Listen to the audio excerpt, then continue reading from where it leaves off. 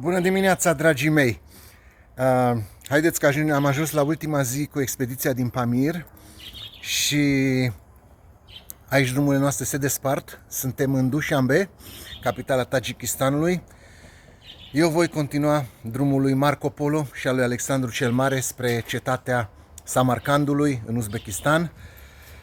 Hai să vă fac o filmare, să vedeți locul de unde pleacă toate călătoriile în zona asta, fie că este vorba de Nepal, de Tibet, Pakistan, Afganistan, drumul mătăsii, India, China, totul pleacă și anume din acest hostel, care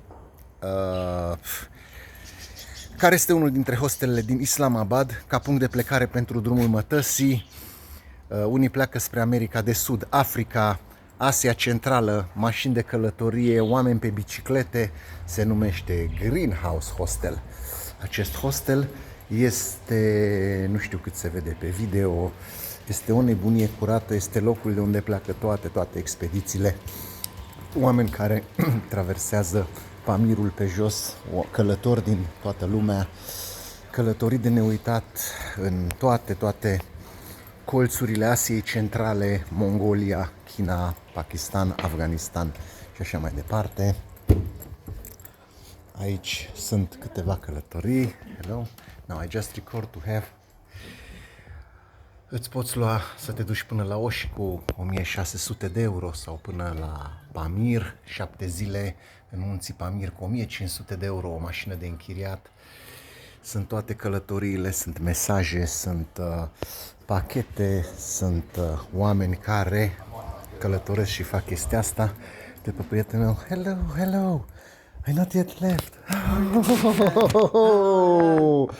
I wait the guys to say goodbye. Oh, you did? Okay. Yes, maybe they will come. You want some, this kind of bread you like? It's hot. It's okay.